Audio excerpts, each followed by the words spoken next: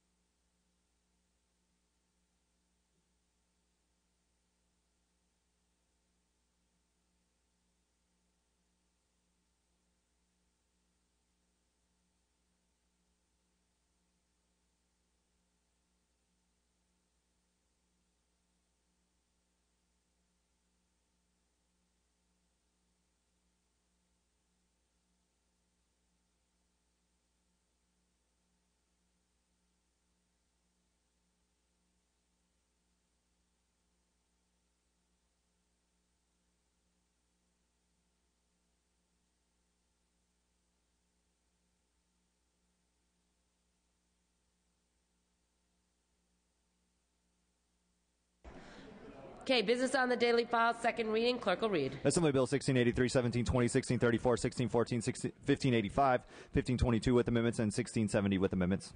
Okay, all bills will be deemed read and amendments deemed adopted.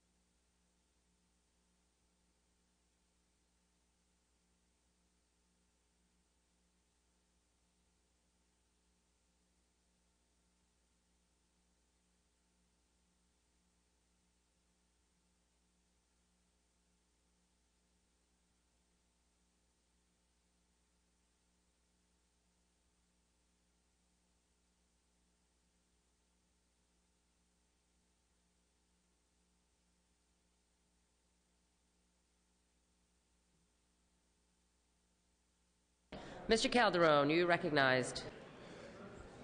Thank you, Madam Speaker. I move to request, there's a committee report at the desk relative to AB 1585 by Speaker Perez. I request unanimous consent that the committee report be deemed read and deemed adopted. Mr. Hagman? Thank you, Madam Speaker. We do object to this and ask for a roll call vote.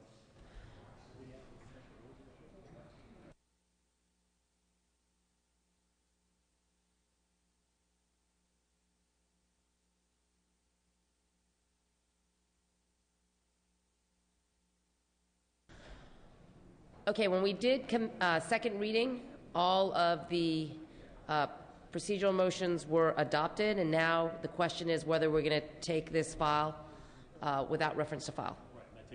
And that takes 41 votes. Okay. It's going to take 41 votes to hear this bill without reference to file.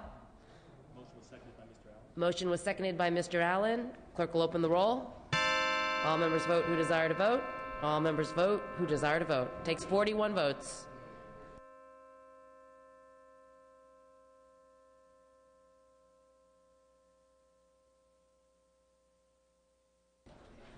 Clerk will close the roll, tally the votes. Ayes 51, noes 25.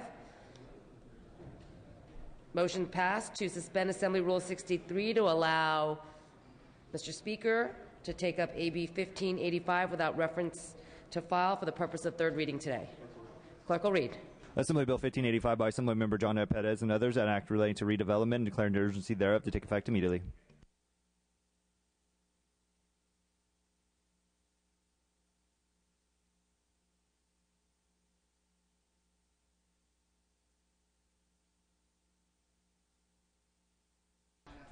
Mr. Speaker.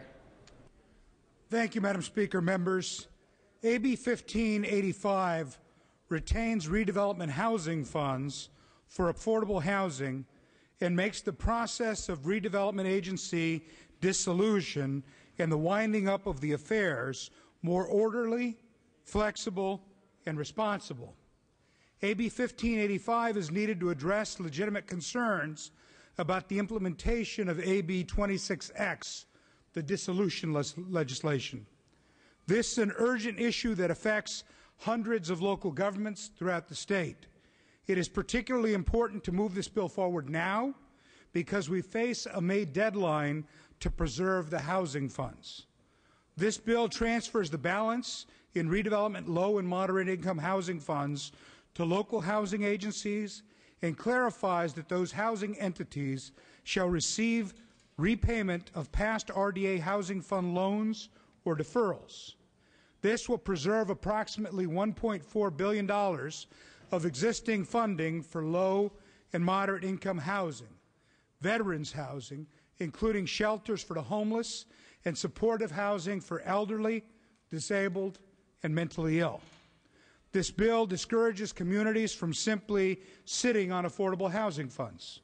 Money must be obligated within 2 years and spent within 4 years, or absent a waiver, it will be transferred to the Department of Housing and Community Development to fund low-income housing within the same county. Also, communities that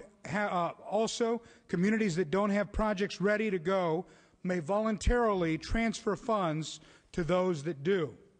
AB 1585 prevents a disorderly fire sale of RDA assets by first requiring inventories of RDA properties and the adoption of a policy and an orderly process for disposal that will preserve the property's value and maximize the benefit to local governments and the state. The bill gives oversight boards more flexibility to respond to some of the most significant concerns of local government. The boards may allow local governments to retain RDA assets that serve a governmental purpose, such as police stations and parks, and they may approve the repayment within the interest rate cap of legitimate loans that cities or counties made to the RDA. This bill also includes a number of additional technical and clarifying amendments. Thank you for your consideration of this legislation, and I respectfully ask for an aye vote. Mr. Norby. Thank you, Madam Speaker. I rise in opposition to the bill. I understand and appreciate the Speaker's desire to have a more orderly wind-down process of the abolition of these agencies. There are a lot of questions out there, and this bill provides some of the answers that we need. Unfortunately, of course, the agencies themselves rejected our original cleanup language, which this body strongly supported, which was AB 27X. It would have given them a lifeboat off the Titanic. Keep the schools whole, you can keep the agencies. Of course, they didn't want the lifeboats. They wanted back on the Titanic, and in the end, they lost everything. But even so, cleanup language is needed. But I think this just goes too far.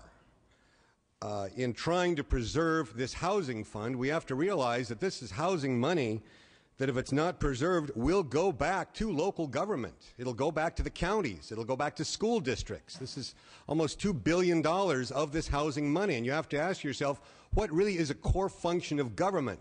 Building more subsidized housing or subsidizing public education, which by definition is a public responsibility. Local government does have a lot of questions, but the single biggest local government entity in the country is Los Angeles County. And they've spoken at 2 hearings, opposed this, because this will take away money they need to perform core governmental functions. I don't know where Santa Clara County ranks, but it's pretty high up there as well. They spoke as well. This is not this is a zero-sum game in terms of this money, because if it isn't preserved for the so-called subsidized housing money, it will go to other core government functions.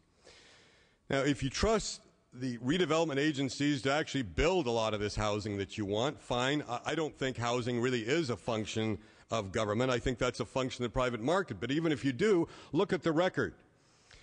120 redevelopment agencies, that's a third of all statewide, between 00 and 08 spent $700 million and didn't produce 1 unit of additional housing. They spent it all on administration, all on maintaining bureaucracy, which is where a lot of this money goes. I appreciate what the Speaker is trying to do to clean up redevelopment. I think there are better ways to do it, to wind down the agencies, rather than preserve a huge pot of money which has not been spent effectively and which can better be spent for the county services and for public education. And I ask for a no vote. Mr. Wagner. Thank you, Madam Speaker. And briefly, this body, aided and abetted by the Supreme Court and the League of Cities, has really made a hash of redevelopment over the course of the last year. I appreciate and applaud the effort of the Speaker to make some changes and to make some fixes.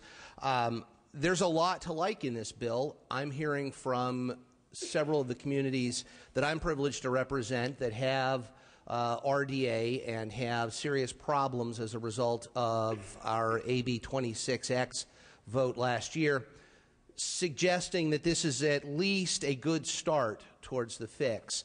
I will say, however, in my view, it is only a start and really doesn't go far enough in starting the fix to justify a vote today.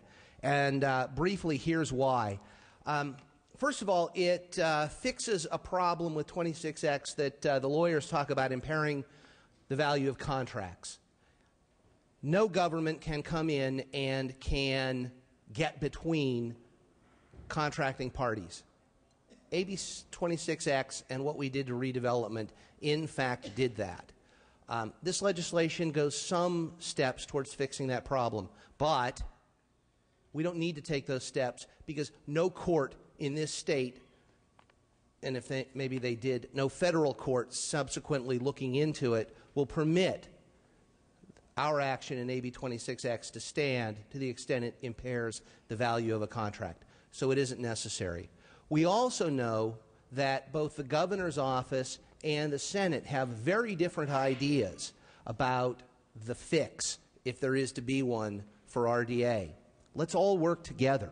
There's no reason to pass this bill today, set us up on a collision course with the Senate, get something out of the Senate that maybe looks somewhat different than what we're doing today, maybe looks completely different than what we're doing today, maybe looks identical to what we're doing today, and then have a clash with the governor. Let's fix this in an orderly manner, unlike the way we created the problem. And finally, there are 2 other problems with this bill to mention. First, education takes a hit. Don't pass this bill, and we have a savings of approximately $1 billion to the general fund. $1 billion that we all recognize could be used, and used very effectively, educating our young people. And then finally, what this bill does is go one step farther than the bill that created the mess in the first place with respect to rent control on housing projects. It's my understanding, or it's my recollection, that AB 26X permitted the continuation of rent control. This bill now requires it. And I would suggest that is a bad public policy, certainly not one that should be expanded. And again, not one that should be expanded so quickly. Let's not do it today.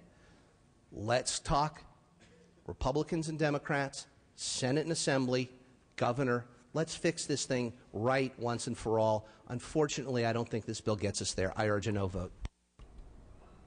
Seeing no further questions or debate, clerk will open the roll. All members vote who desire to vote. All members vote who desire to vote. Oh, I'm sorry. Strike the roll. Sorry. Without no further questions or debate, Mr. Speaker, you may close. Thank you, Madam Speaker. I may have done better off just letting the vote go up, but let me try to address some of the issues that were raised. It is interesting that we all have the right to our own opinion on legislation. We don't, however, have the right to our own set of facts. The facts are what they are.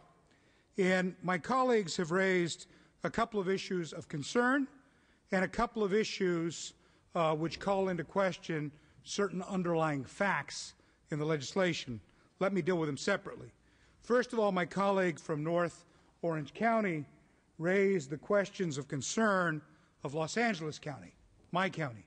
I appreciate the concern and have looked at the interests raised by the County of Los Angeles. The County of Los Angeles supports the housing provisions of this legislation, but they essentially are fearful of allowing loan repayments to communities and whether or not that would have a reduction in the amount of tax revenues that counties will receive and that past abuses of RBDAs may be rewarded. However, AB 1585 imposes tight restrictions on loan repayments, and they are subject to a full review and approval of the Oversight Board, so we've dealt with that issue very directly. The issue of exclusion of loans as and enforceable obligations was intended as an inducement to participate in a voluntary program which had no restrictions on loan repayments, and now we actually tighten up the obligations. So this bill absolutely addresses the questions raised by the County of Los Angeles. Second, disagreement over the set of facts with respect to whether or not this legislation requires rent control. It doesn't. It allows for the use of the money for affordable housing. And yes, when you create affordable housing, you have to create an enforcement for the levels of affordability. It's often done in limited covenants for a fixed period of time to guarantee that the public investment draws down the response for a reaction that the public was actually investing the money in. In this case, part of that is for affordable housing, part of that is for veterans housing, part of that is for homeless services for folks that are in need of housing. But the other issue that was raised was a question of whether or not this bill would create negative budgetary impacts. Important to understand that under 26X, the housing balance would be distributed to property tax, resulting in $700 million of one-time general fund savings by offsetting state education. However, when you actually look at the budget before us, the governor has not proposed using any of that money. It doesn't assume any of that money. This actually creates no budgetary pressures whatsoever. So I appreciate my colleagues' concerns about that, but quite frankly, this legislation is very tightly focused. It deals with an issue that the overwhelming majority of members in this chamber have addressed, the need to preserve some of the core functions. It was our collective interest to pass a two-bill set. And unfortunately, advocates who were against that solution went to court, resulting in the worst of both worlds. The passage of one piece of legislation, the blocking of a second, which is exactly why we need 1585 to be able to do this essential work of redevelopment. I ask for your aye vote. Clerk will open the roll. All members vote who desire to vote. All members vote who desire to vote.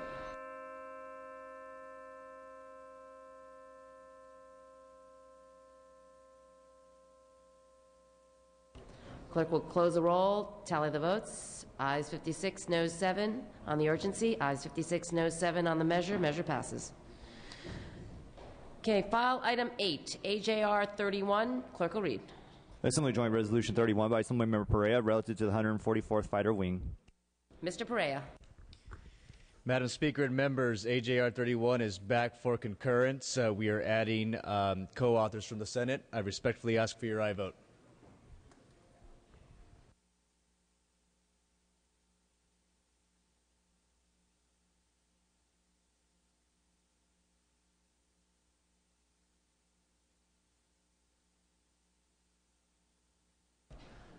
Mr. Norby.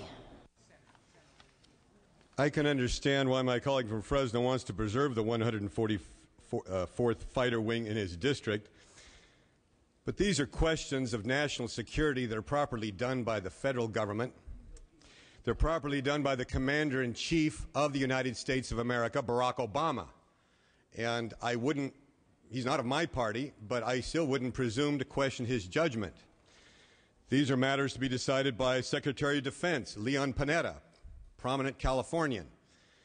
And so while I respect the motivation and understand the support, I've seen many of these things before, many again, and even if this were in my district, I would have to say these are matters of national defense that are best left to the federal government, and I wouldn't presume myself to question the judgment of the Commander-in-Chief of the United States of America. Seeing no further questions or debate, Mr. Perea, you may close. Respectfully ask for your aye vote. Okay, clerk will open the roll. All members vote who desire to vote. All members vote who desire to vote.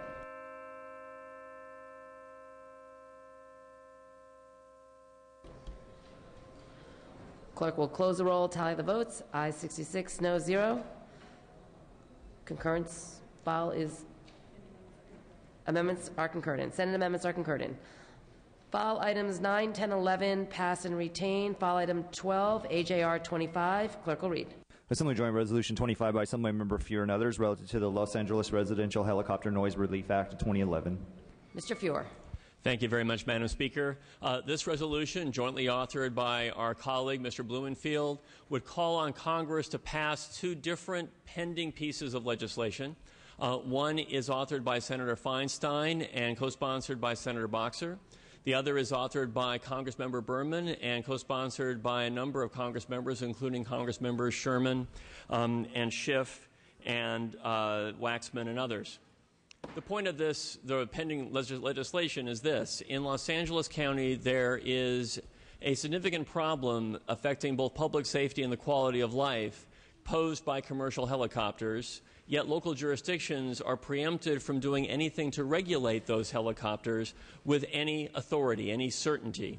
This legislation would require the FAA to adopt regulations to regulate commercial helicopters, which, as I say, not only pose a quality of life issue in neighborhoods, but also a public safety problem. For example, the National Transportation Safety Board concluded that low-flying altitudes by commercial helicopters resulted in 2 serious crashes in Los Angeles County. So the legislation has wide support both here and in Congress. It's important for the quality of life and safety in Los Angeles. It's supported by the County Board of Supervisors there, and I urge your aye vote on the resolution. Mr. Blumenfield. I just briefly want to, as a joint author, echo the sentiments of my colleague, thank him for bringing this forward. As he mentioned, this issue is one of the things that Congressman Berman has been working on in terms of trying to trying to improve the quality of life for the constituents both in the San Fernando Valley and on both sides of the Hill. It's one of those issues that not only affects the celebrities in the Hill because we have more per capita celebrities in those hills, but all of the rest of the communities, with all of these paparazzis and others who are flying their helicopters at a very low altitude and making so much noise that people's houses are just shaking and their quality of life is down. There are appropriate exemptions in here for law enforcement and for all of that type of thing. But this is basically a quality of life issue, and we're asking the Congress to handle it because it appropriately is dealt with by the FAA. Thank you, and I urge your eye support. Seeing no further questions or debate, clerk will open the roll. All members vote who desire to vote. All members vote who desire to vote.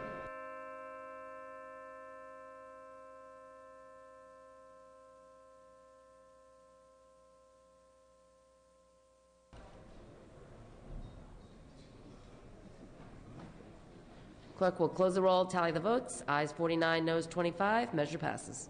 File item 13, ACR 106. Clerk will read. Assembly concurrent resolution 106 by Assembly Member Smythe and others relative to Parks Make Better Life Month. Mr. Smythe. Thank you, Madam Speaker. Members, ACR 106 will simply declare July 2012 as Parks Makes Life Better. As we know, our parks are struggling, and they struggle to find ways to stay open during times where budgets are tough. We want to ensure that California and the legislature are aware of the impact on both state as well as local parks. We all know the benefits of state parks, but you may not have known that roughly 98% of Californians visit a park within a calendar year, and certainly access to parks, both local and state, can go a long way to help fighting the obesity epidemic that we face here in our country. And I just ask for an aye vote. Ask actually for the first roll call to be open for co-authors. Seeing no further questions or debate, Mr. Smythe asks for the first roll to be open for co-authors. First roll co-authors. Clerk will open the roll. All members vote who desire to vote. All members vote who desire to vote. This is for co-authors.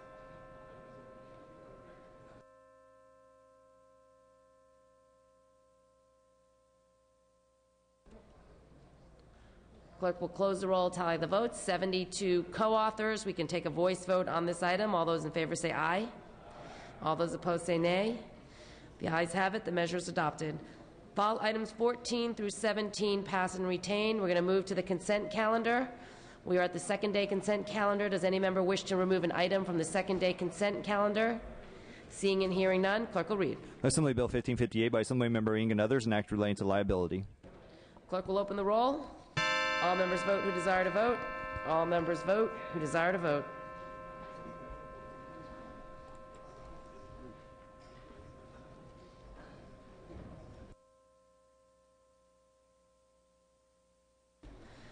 Clerk will close the roll, tally the votes. Ayes 77, no 0.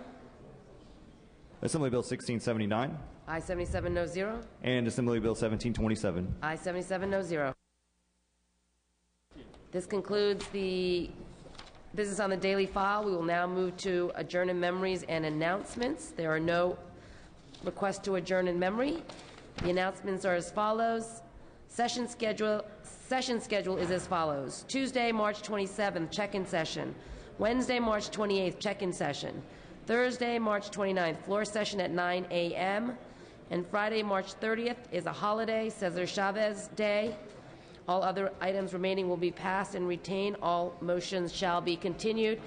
Mr. Chesbro, Natural Resources Committee. Mr. Chesbro. Yes, thank you, Madam Speaker. The Natural Resources Committee hearing that was scheduled to take place at 2:30, we're going to convene at 3 o'clock. And that is, I don't have the room number here.